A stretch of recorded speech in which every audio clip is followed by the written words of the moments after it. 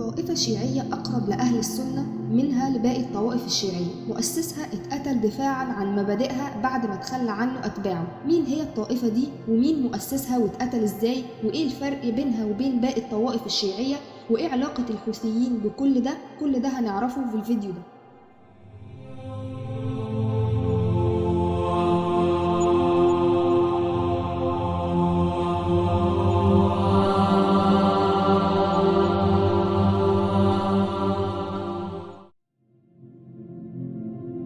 كل الطوائف الشيعية واللي أكبرها طائفة الاثنى عشرية أو الروافض بتتفق في بعض المعتقدات، واللي منها التبرؤ من معظم صحابة الرسول صلى الله عليه وسلم ورفضهم لخلافة سيدنا أبو بكر وعمر وعثمان، ومن هنا اتسموا بالروافض وبيتقربوا إلى الله بلعن الصحابة وشتمهم. وكمان شرط الخليفة إنه يكون من نسل الحسين ابن السيدة فاطمة بنت الرسول صلى الله عليه وسلم، وإن الأئمة عندهم أفضل من الأنبياء ما عدا سيدنا محمد صلى الله عليه وسلم، وإن الأئمة الشيعة معصومين من الخطأ، وبيعملوا بمبدأ التقية وهو إخفاء كرههم لصحابة الرسول عند وجودهم في مجتمعات السنة لحد لما يعرفوا يتوغلوا في داخل المجتمعات دي ويسيطروا عليها، وكتير من البدع التانية والتطاول على ربنا سبحانه وتعالى. ودي المعتقدات الرئيسية اللي بتتفق فيها كل الطوائف الشيعية تقريبا.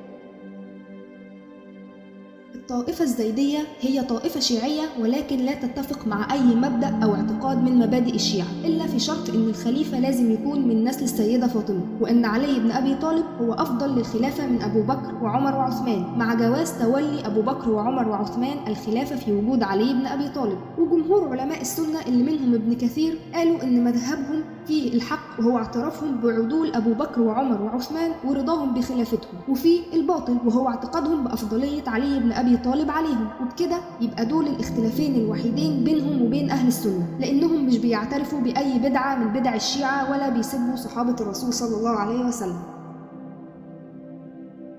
بترجع الطائفة الزيدية لمؤسسها زيد بن علي زين العابدين ابن الحسين ابن علي بن أبي طالب. اتنقل زيد بن علي بين بلاد الشام والعراق بحثا عن العلم أولا ثم بحثا عن حق أهل البيت في الخلافة. وكان زيد شجاع وسيم تقي وعالم وملم بكتاب الله وسنة الرسول صلى الله عليه وسلم. وعمل زيد نظرية شيعية في السياسة والحكم وجاهد عشانها، وهي إن أي شخص اتفق عليه المسلمين يجوز إنه يتولى الخلافة حتى لو كان فيه أفضل منه. ومن هنا أقر بصحة خلافة أبو بكر وعمر وعثمان مع الاعتقاد بأن سيدنا علي أفضل منهم للخلافة. وبايع زيد من الشيعة 15,000 راجل من الكوفة اللي حرضوه بأنه يقود ثورة شعبية ضد الخلافة الأموية في العراق في عهد هشام ابن عبد الملك الأموي. وبعد ما طلبوا منه أنه يتبرأ من أبو بكر وعمر وعثمان رفض ومرضيش يلعنهم. ولما سألوه طب ليه بتحارب الدولة الأموية فقال إنهم مش زي أبو بكر وعمر وعثمان، بل إن خلفاء بني أمية في الفترة الأخيرة ظلموا الناس وظلموا نفسهم، وكان بيطالب بتطبيق كتاب الله والحكم بسنة الرسول صلى الله عليه وسلم. فلما الشيعة عرفوا كده اتخلوا عنه وسابوه يواجه جيوش الأمويين لوحده مع 500 فارس بس، واتقتل في المعركة دي. وهرب ابنه يحيى إلى خراسان ولكن اتقتل بعد أبوه ب3 سنين. وتولى أمر الزيدية بعد كده واحد اسمه محمد بن عبد الله بن الحسن بن علي بن أبي طالب، واتقتل بأمر من الخليفة العباسي أبو جعفر المنصور. وبرز علماء من الزيدية اللي اتبعوا المذهب الحنفي ونشروه في اليمن. ومن الأحفاد واحد اسمه الهادي إلى الحق يحيى بن حسين القاسم اللي تولى الإمامة في اليمن وحارب الشيعة القرامطة وقضى عليهم وعلى مذهبهم في اليمن اللي بقت أكبر معقل للزيديين. وعرف الزيديين ياخدوا الحكم من الدولة العثمانية سنة 1322 وقوموا الدولة الزيدية في اليمن لمدة 600 سنة لحد ما سقطت سنة 1962 بعد قيام الثورة اليمنية. ولكن ظلت اليمن هي معقل الزيديين، وخرج من الزيدية 3 فرق، منهم فرقة اسمها الجارودية. الفرقة دي انحرفت عن مبادئ مؤسس الزيدية وتبنت مذهب الروافض وقامت بتكفير أبو بكر وعمر وعثمان. اليمن مفيش في تاريخها كله وجود لطائفة الاثنى عشرية أو الروافض، على عكس إيران والعراق ولبنان اللي مسيطر عليهم الروافض سيطرة كاملة. لحد الكام سنة الأخيرة حصل تغيير كبير في اليمن بسبب الحوثيين. عام 1986 في مدينة صعدة في محافظة صنعاء مكان أكبر تجمع للزيديين في اليمن تم إنشاء اتحاد الشباب، ودي هيئة بتهدف لتدريس المنهج الزيدي للمعتنقين. كان بدر الدين الحوثي من كبار علماء الزيدية وقتها مدرس في الهيئة دي.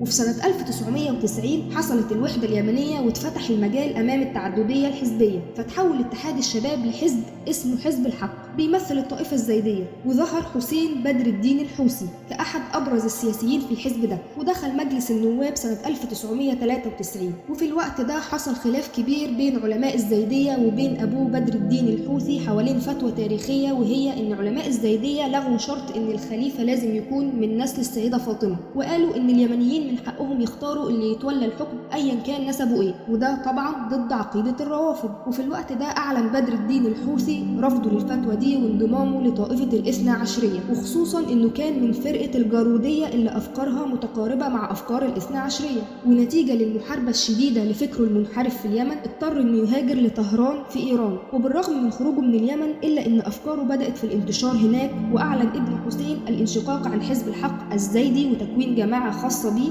وفي البداية الجماعة دي كانت جماعة ثقافية دينية فكرية بس، ومع الوقت اتطورت ودخلت في السياسة، بل إنها كانت بتتعاون مع الحكومة لمقاومة التمدد الإسلامي السني المتمثل في حزب التجمع اليمني الإصلاحي. ولكن حصل خلاف بين الجماعة دي والحكومة سنة 2002، ووقتها اتوسط علماء من اليمن عند الرئيس علي عبد الله صالح للسماح بعودة بدر الدين الحوثي من إيران لليمن مرة تانية. والحكومة ما كانتش بتعمل وزن قوي للجماعة دي، يعني كانت شايفة إن مفيش منهم خطر وهيعرفوا يسيطروا عليهم وقت اللزوم، عشان كده وافق رئيس اليمن على رجوع بدر الدين الحوثي لليمن مرة تانية. ولكن في سنة 2004 خرج الحوثيين بقيادة حسين بدر الدين الحوثي في مظاهرات ضخمة في شوارع اليمن، واستخدموا شعارات ضد أمريكا لكسب تأييد الناس. وذكرت الحكومة في الوقت ده إن الحوثيين ادعوا إن حسين بدر الدين هو الإمام المهدي، بل وادعوا إنه النبي صلى الله عليه وسلم. وشنت الحكومة حرب شديدة على الحوثيين، واتقتل القائد بتاعهم حسين بدر الدين، واعتقل منهم عدد كبير، وتولى قيادة التنظيم أبو بدر الدين الحوثي. واتضح بعد كده إن الجماعة دي عرفت تسلح نفسها في السر بشكل كبير، لدرجة إنها عرفت تصمد في مواجهة الجيش اليمني لسنوات كتير. وتدخلت قطر وعملت وساطة بين الحوثيين والحكومة اليمنية سنة 2008، وعقدت اتفاقية سلام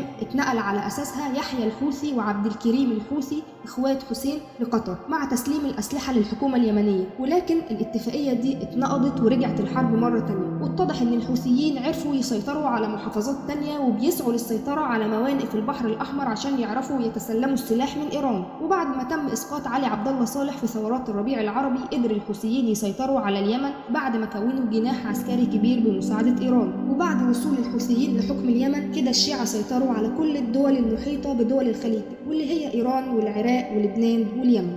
وبكده الفيديو بتاعنا خلص النهاردة، استنونا في فيديو جديد. سلام.